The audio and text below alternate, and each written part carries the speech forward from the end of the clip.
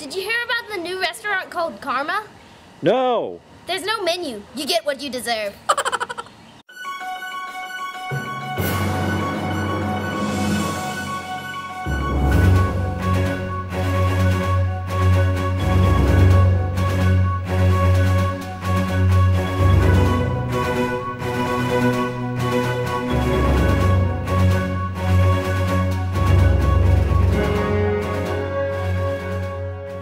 So I saw a snail that was in a car that had an S on it, and then I remembered people eat snails and it's called an escargot, and I said, look at that S-car-go. Okay, I'm Luke and I'm Dominic, and we're going to talk about sports and the indestructible ball. Okay, so first, it was a sunny day with a high of 86 and a low of 79-ish, and it was somewhere in the next nowhere. Somewhere in the next nowhere, of course.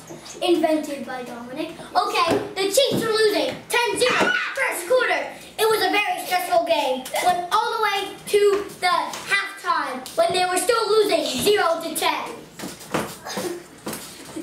Okay, he skips his turn. And now, in the third quarter, they scored a touchdown. And Harrison Butker kicked the field goal. And they tied it up. Womp womp. In the fourth quarter, they scored another touchdown, winning the game on the Kansas City Chiefs. Yay! And now we're going to talk about the Notre Dame game.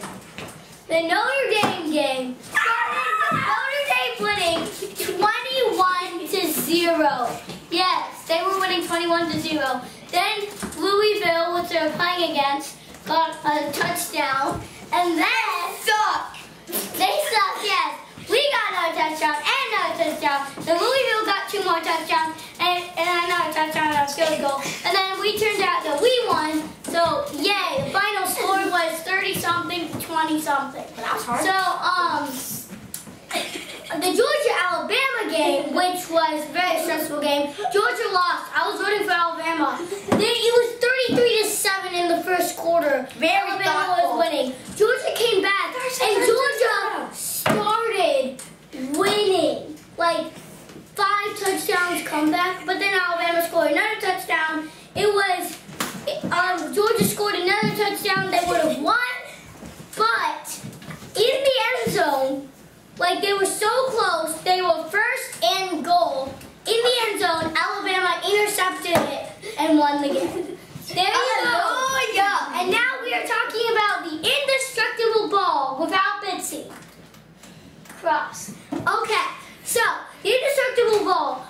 We were playing volleyball, peaceful game with Cora and Mariana. And, yeah, so I'm used to medium balls, not light balls. So when I hit it, it went all the way over into the parking lot where there was a bunch of cars, and one of the cars ran over the volleyball, and it's still alive. It just got scratched up, and we were still playing with it. That happened today. That's actually true. And then the LSU game. LSU won. That's all you need to say. And, yeah. Why couldn't the bunny sleep? I don't know. Why? Why? Because it ran the car down the stairs, crashed into the TV, and crashed out the whole entire world. Hello, my name is Britt, and we're going to tell 3 stories. First, starting Patrick. So, the story that I'm talking about today is that the creator of the show Roly Poly Ollie lives in Freeport. Yeah. He also made another movie. I don't remember the name. But yeah, he's a really cool guy, and his name is Bill. Okay, second, we're going to do Topher. Hello, my name is Topher, and we are going to be talking about this Poppet Jr. Now rotate it around so we can see it. Wait, look. Rotate it around. Oh. This way? Show the camera. Oh. Yeah, so that's Poppet So Jr. this is how the Poppet Jr. works. You do this, and you can change it into game mode. You can just like press it like. Also, Now, you could even change the volume of this button if we were on, free mode. Then we press it, and then we can like. Now, let me show. Now, since I own this thing, let me show you. You see this button that I'm hovering over right now? That's the volume button. See? And we can like pop it and like play it like to pop it. Yeah, oh, there's also a dedicated win button right here. You never told me about that. Hello, my name is Rick, and we're gonna talk about what is at the Fall Carnival. At the Fall Carnival, there is a haunted house and a cakewalk, and like games that we can play. Like we can go in the bouncy house and play games, and we like where there's donuts in a rope, and we like get a, and it's like tied on a rope, and we have to you try to eat the donut without using our hands, like and stuff. In the haunted house, there's spooky stuff, and like there's like fifth graders who like try to scare you. Some of the fifth graders try to scare you to make you cry. Hi, I'm Nikki, and today I wrote a story, and today I'm gonna read it to you. Now you might be wondering, why did I write a story? 'Cause I was in reading class. Not writing class, just reading class. Now I will read it to you. Imagine you wake up and you're trapped in a white box-like room, alone, except for a weird floating portaler. You look around, but you can't help but stare. It's like you are drawn to it. Well, that's what happened to me. Hi, my name's Alex. You might be wondering what happened to me.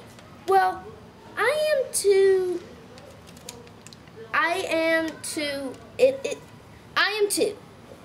It all started when, well, actually, I don't know when it started, but that doesn't matter, 'cause if I don't get out of here soon, I'll starve. The end. My story is about holiday. Mine is Halloween because we get a lot of candy, and also I like other people's costume. And my other story is about Christmas because I get a lot of presents and I love eating cake and sour candy. My other story is about animals, and they are puppies and kitties because they are so small and soft. Done. Hey, I'm Sir Christian, and I'm going to be telling you a nursery rhyme about bears. It goes like this. If it's brown, lay down. As in, lay down on the ground so it doesn't see you, or it might think you're dead. If it's black, you gotta fight back because they're not that dumb. They're smart. But if it's white, like a polar bear, you got nothing. So good night. So today I'm going to be reading a story that I created in class. So I just have this book as kind of a reference because it's basing off of the Titanic, which was like a real story, but I just have this book to kind of show what was going on. So I survived the sinking of the Titanic, 1912. If you haven't read it, it's really good. It's just like the part that it's another kid isn't true, but like the actual aspects of it are true. But I'm gonna read my story now. So really quickly before I read it, I'm gonna do a review. So Tessie, if you recognize it, it's from the Hunger Games. It's a name from the Hunger Games. But her parents went overboard on the Titanic on the same day of, well, when the Titanic hit the iceberg. So I'm gonna read it. Tessie was on her balcony looking at the ocean. She was longing, looking at the ocean, just looking at the ocean. The ocean where her parents went overboard. It was 9 a.m. of Monday, April 15th. Her parents had passed that exact morning, maybe around 2 a.m. They were never coming back, and somewhere they were. Her grandmother was all she had now. After all, her Mima really meant a lot to her after she lost her parents. But Tessie knew that her parents were safe somewhere Tessie would never reach her own parents. She was startled when her grandmother yelled dinner across the apartment. She and her family had been rich, but after the big news had been told, no one could care for the house. Follow up next week for me to read, well, my second part when I continue.